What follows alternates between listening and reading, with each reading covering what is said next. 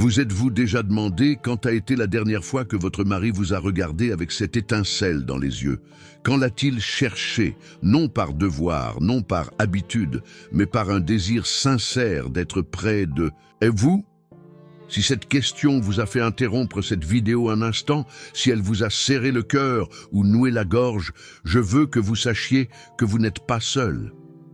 Et plus important encore, que vous n'avez pas tort de ressentir cela.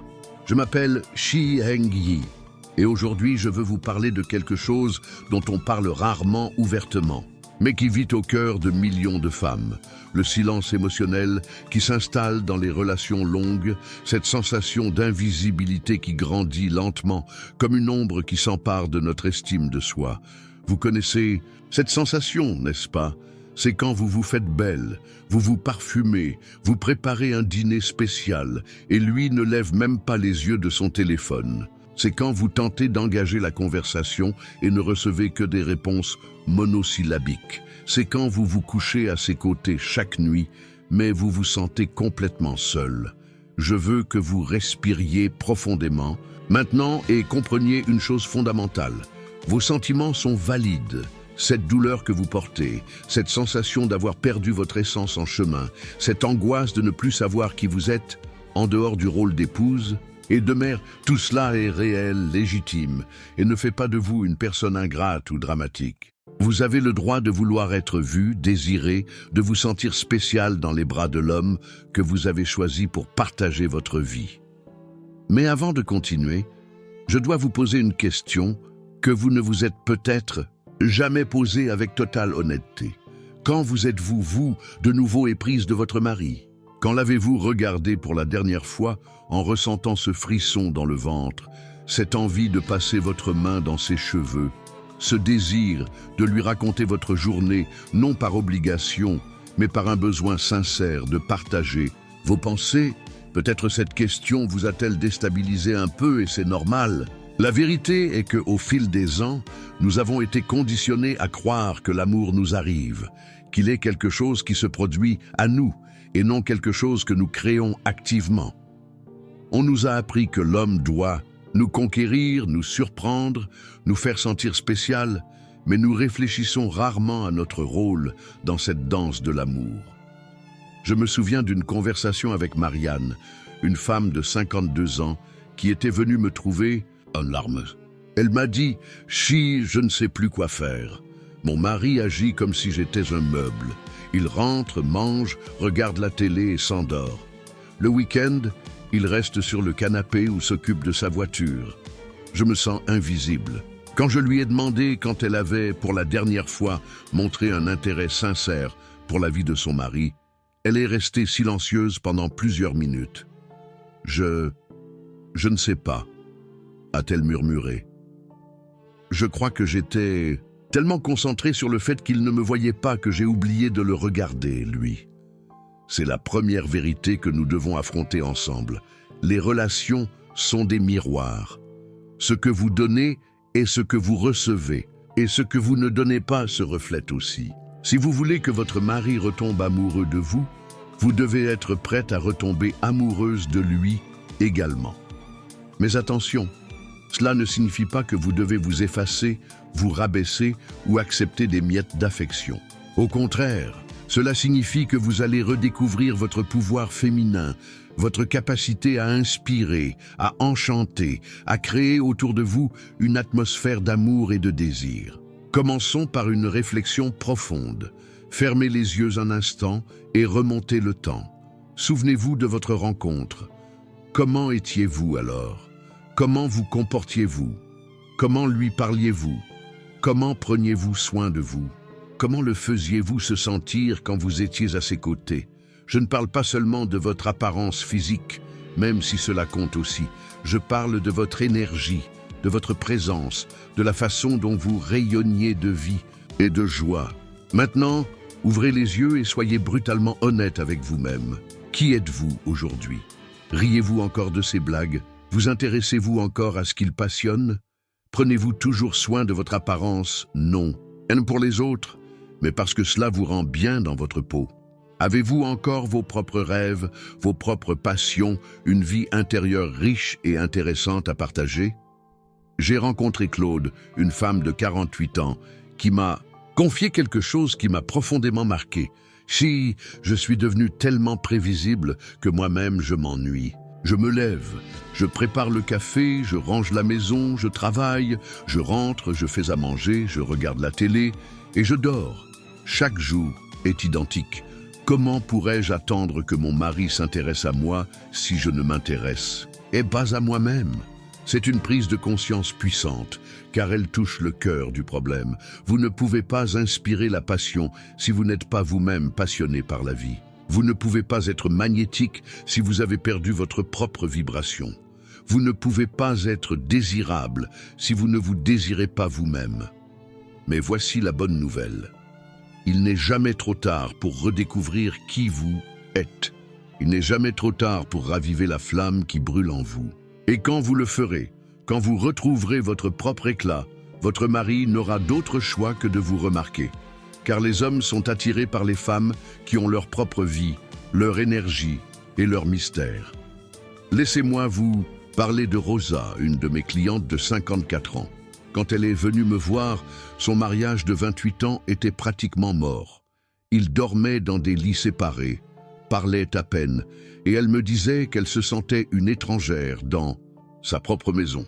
Mais Rosa a décidé de faire quelque chose de différent. Plutôt que de continuer à se plaindre ou à tenter de changer son mari, elle a décidé de se changer elle-même.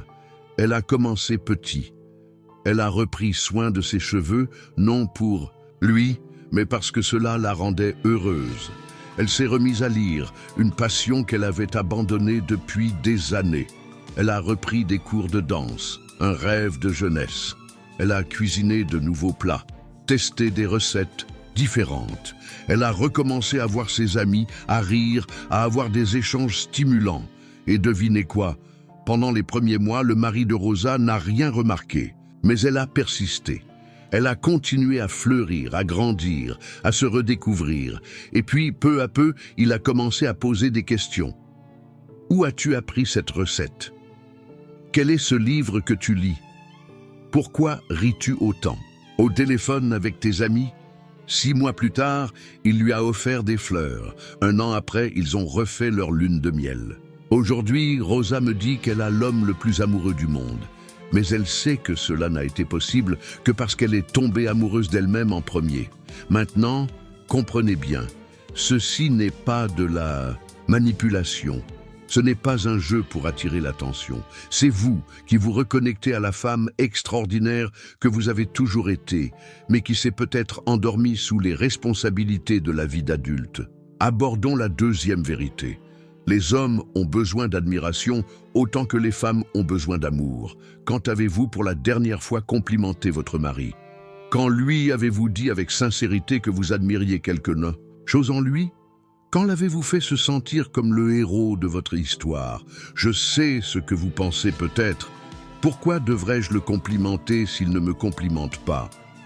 Je comprends cette résistance. Mais laissez-moi vous expliquer quelque chose de la psychologie masculine. Les hommes se ferment quand ils se sentent critiqués ou dévalorisés.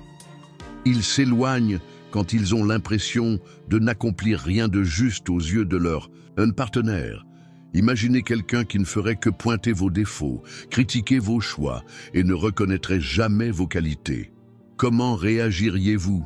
Vous précipiteriez-vous dans ses bras ou chercheriez-vous à l'éviter?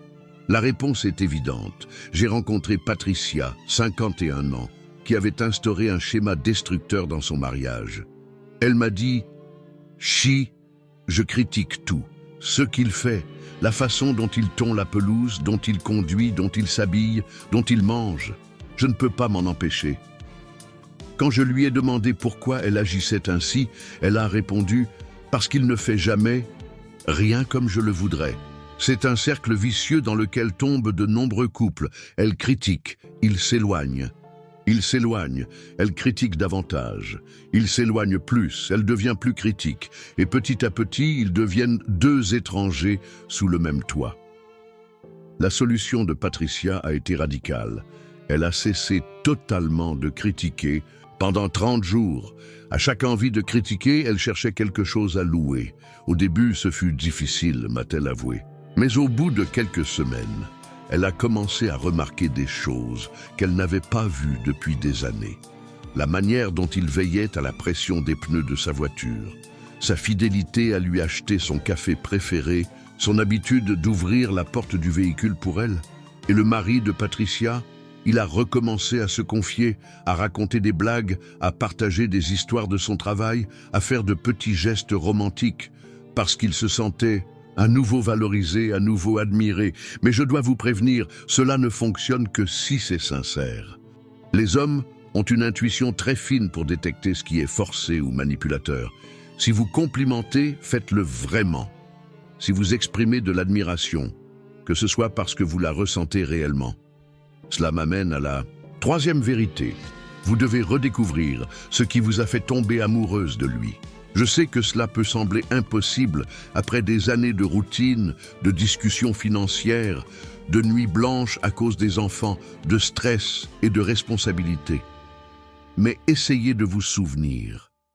Qu'est-ce qui vous avait séduite? En lui, son humour, sa protection, son ambition, sa gentillesse, son intelligence. Ces qualités sont toujours là, peut-être un peu endormies, peut-être cachées sous la fatigue de la vie. Mais elles sont là. Et quand vous commencerez à les rechercher à nouveau, à les reconnaître et à les apprécier, quelque chose de magique se produira. Elles refleuriront. Je me souviens d'Hélène, 49 ans, qui m'a dit « Chi, je me suis mariée avec lui parce qu'il me faisait rire. Il était drôle, spontané, toujours avec une histoire à raconter. Mais maintenant, il est si sérieux, si fermé. » Quand je lui ai demandé quand elle avait ri pour la dernière fois à une de ses blagues, elle est restée songeuse. « Je crois que j'ai arrêté d'écouter », a-t-elle admis. Hélène a entrepris une expérience. Pendant une semaine, elle s'est forcée à vraiment écouter son mari. Et elle a découvert qu'il était toujours drôle, toujours avec des anecdotes intéressantes, mais qu'elle avait cessé d'être une audience réceptive. Quand elle s'est remise à rire sincèrement à ses blagues et à poser des questions sur ses histoires, il a littéralement refleuri devant elle. Passons maintenant à quelque chose qui peut être douloureux mais nécessaire, l'importance de l'intimité physique. Je sais que c'est un sujet délicat, surtout pour les femmes qui se sentent émotionnellement déconnectées de leur partenaire. Mais la vérité est que pour beaucoup d'hommes, l'intimité physique est le canal principal pour exprimer et ressentir l'amour. C'est par le toucher, l'étreinte, la proximité que leur connexion émotionnelle se renforce. Je connais Béatrice, 53 ans, qui avait érigé une barrière physique complète avec son mari. Nous ne nous touchons pas depuis des mois, m'a-t-elle dit, ni baiser, ni accolade du soir. Quand je lui ai demandé qui avait créé cette distance, elle a admis « Je crois que c'est moi ». Je me sentais tellement rejeté émotionnellement que j'ai commencé à le rejeter physiquement. Béatrice a commencé par de petits gestes, un baiser du soir, une main sur son épaule quand elle passait derrière la chaise, se blottir contre lui sur le canapé en regardant la télé. Au début, il a été surpris, même méfiant. Mais peu à peu, il a répondu. Et avec ce toucher, la connexion émotionnelle a recommencé à se reconstruire. Mais je ne suggère pas que vous acceptiez des miettes d'affection ou un amour à sens unique. Je suggère que vous preniez l'initiative de la reconstruction, en sachant que si la réciprocité existe, il finira par répondre, voire prendre les devants. Cela m'amène à une question cruciale. Y a-t-il réciprocité dans votre relation? Quand vous faites un effort, le remarque-t-il? Quand vous changez, répond-il? Quand vous vous ouvrez, se rapproche-t-il? Si la réponse est non, si vous donnez toujours et ne recevez jamais, alors peut-être devrons-nous avoir une autre discussion. J'ai accompagné Carla, 50 ans, qui a passé 2 ans à tenter de raviver la passion de son mariage. Elle a fait tout ce que je vous propose. Elle a pris soin d'elle, arrêté ses critiques, commencé à complimenter, renouer avec l'intimité physique. Mais son mari est resté indifférent, froid, absent. « Chi », m'a-t-elle dit, « j'ai l'impression de danser seule. » Pour Carla, La solution a été une conversation franche avec son mari. Elle lui a expliqué exactement ce qu'elle ressentait et ce dont elle avait besoin. Elle lui a donné le choix, participer activement à la reconstruction du mariage ou admettre qu'il n'en avait pas la volonté. Heureusement pour elle, cette discussion a réveillé son mari, qui n'avait pas mesuré à quel point il s'était déconnecté. Aujourd'hui, ils ont un mariage renouvelé, mais toutes les histoires ne finissent pas ainsi. Et c'est correct, parce que parfois, réaliser que l'on a besoin de plus que ce que l'autre peut offrir est une information précieuse. Parfois, redécouvrir votre propre valeur vous conduit à comprendre que vous méritez plus d'amour, plus d'attention, plus de réciprocité. Maintenant, parlons d'un concept révolutionnaire, le pouvoir du mystère.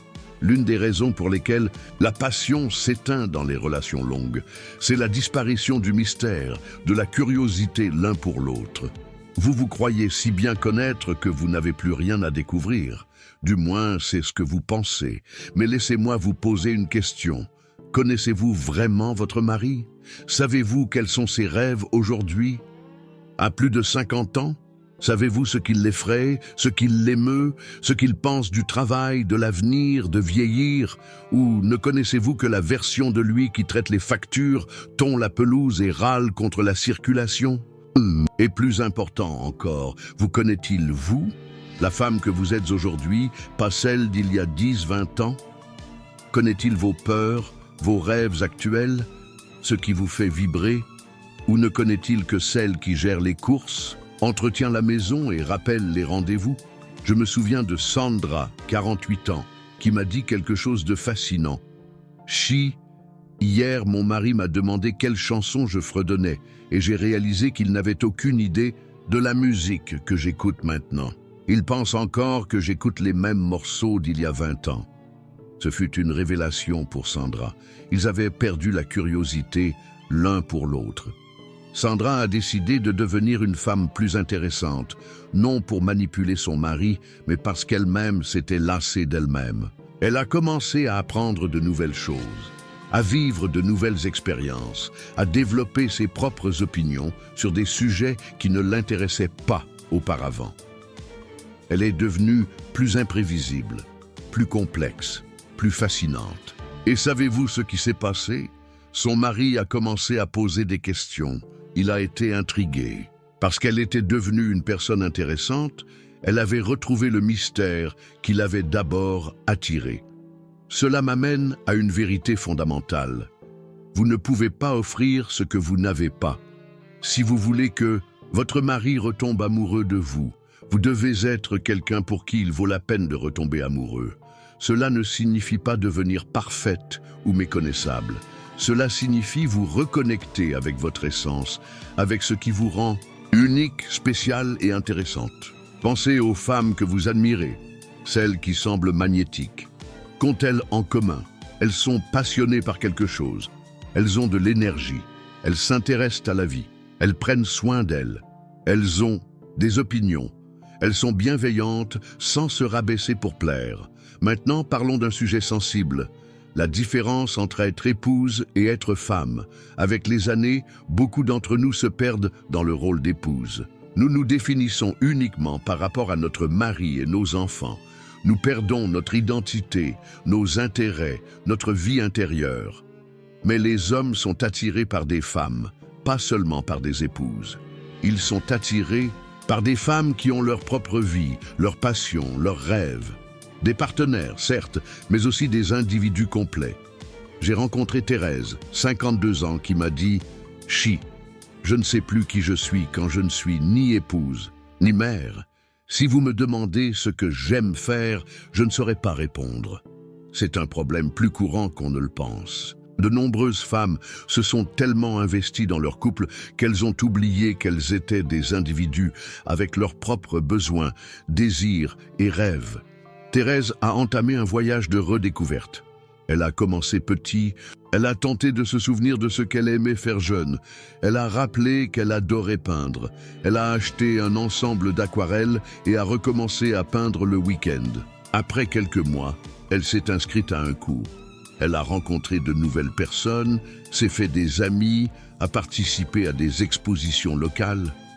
Le mari de Thérèse, au début, était perplexe, même un peu gêné par cette nouvelle épouse. Mais peu à peu, il a commencé à être fier d'elle.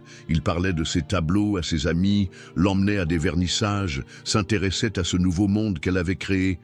Et Thérèse, elle est devenue plus confiante, plus intéressante, plus attirante, non seulement pour lui, mais pour tous ceux qui l'entourent. Je veux maintenant aborder quelque chose d'essentiel, l'apparence physique. Je sais que notre société exerce une pression terrible sur les femmes pour qu'elles restent jeunes, et je ne cautionne pas cette pression. Mais je vais être honnête, l'apparence compte, surtout dans les relations à long terme. Je ne dis pas que vous devez ressembler à un mannequin ou nier le processus naturel de vieillissement.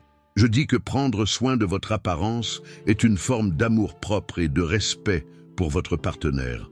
Quand vous prenez soin de vous, vous portez des vêtements dans lesquels vous vous sentez belle, vous vous tenez droite, vous rayonnez de confiance, et cela attire quel que soit votre âge. J'ai accompagné Clarisse, 52 ans, qui avait totalement abandonné tout soin de son apparence. « À quoi bon ?»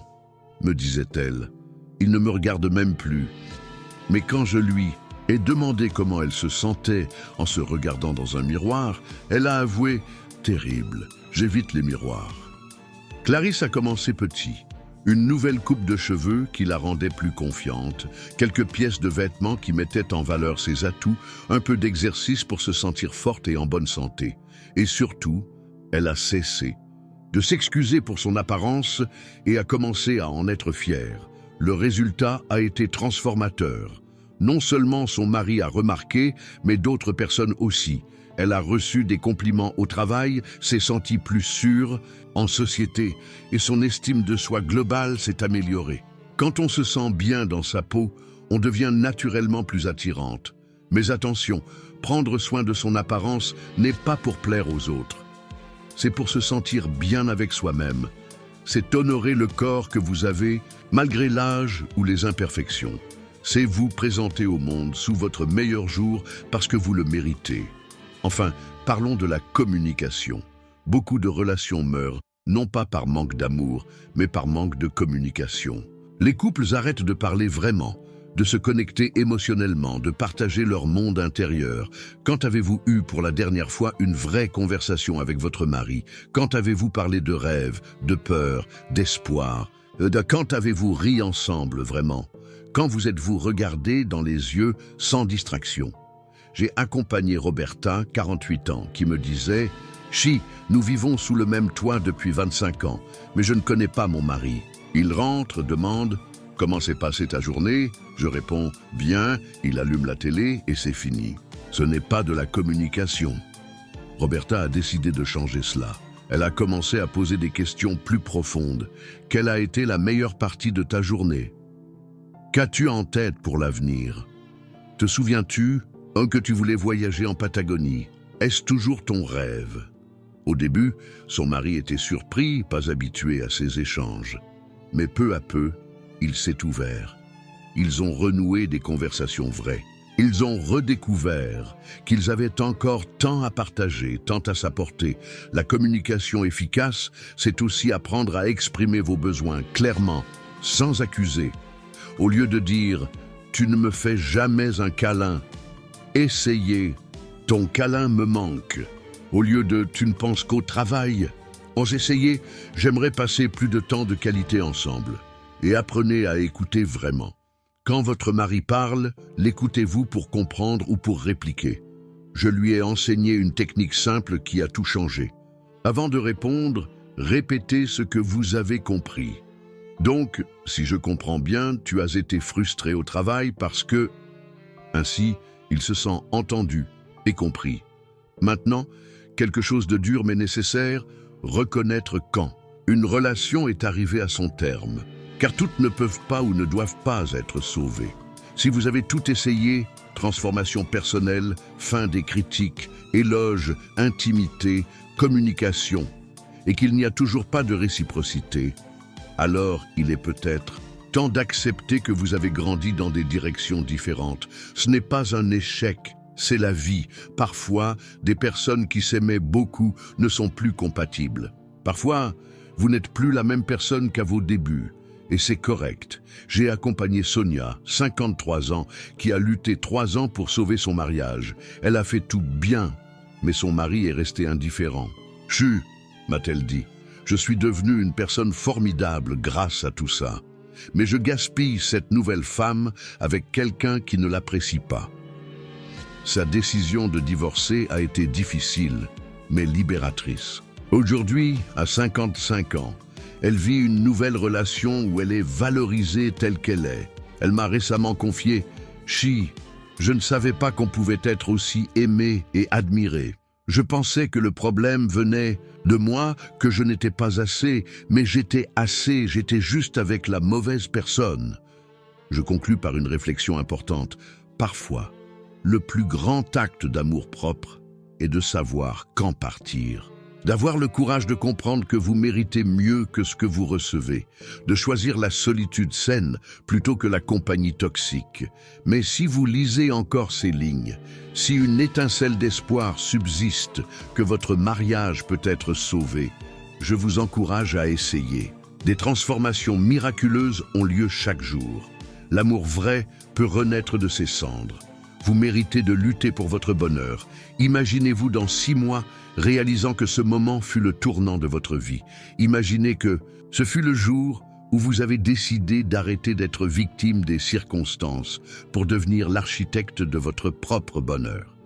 Imaginez votre mari vous regardant de nouveau avec admiration, vous demandant ce qui a changé. Comment vous devenez si radieuse?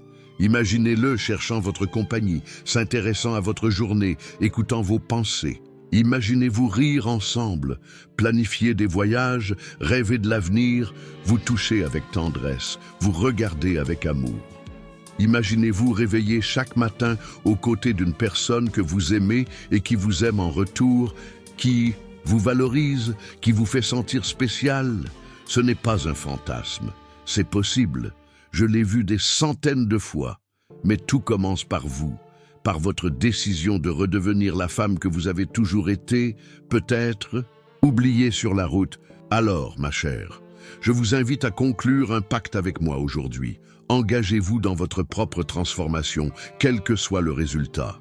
Engagez-vous à retomber amoureuse de vous-même, à redécouvrir vos rêves, à prendre soin de votre apparence, à nourrir votre esprit, à enrichir votre âme. Et si en chemin votre mari retombe amoureux de vous, quelle merveille! Mais s'il n'est pas prêt à vous accompagner sur ce nouveau chemin, vous aurez gagné encore plus. Vous vous serez retrouvés.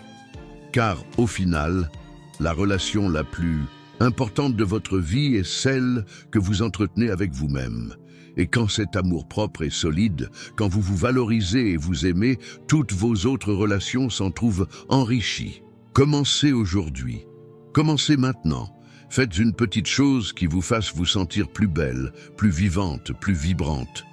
Achetez un nouveau rouge à lèvres, inscrivez-vous à un cours, appelez une amie que vous n'avez pas vue depuis des mois. Et souvenez-vous, vous n'êtes pas seul. D'autres femmes cheminent aussi sur cette voie. Des professionnels peuvent vous accompagner. Une communauté entière croit en votre potentiel de bonheur.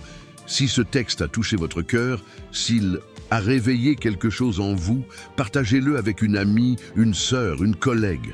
Car parfois, tout ce dont une femme a besoin, c'est de quelqu'un qui croit en elle, qui lui rappelle sa valeur. Et si vous souhaitez poursuivre ce voyage avec moi, recevoir d'autres contenus sur les relations, l'estime de soi et la transformation personnelle, abonnez-vous à la chaîne et activez la cloche. Je serai là, chaque fois que vous aurez besoin, pour vous rappeler que vous êtes capable de créer la vie et l'amour que vous méritez. Rappelez-vous, ma chère, vous êtes plus forte que vous ne l'imaginez, plus belle que vous ne le croyez, et plus digne d'amour que vous ne vous l'êtes jamais autorisé. Il est temps de le redécouvrir. À bientôt, et que vous ayez le courage d'être la femme extraordinaire que vous avez toujours été.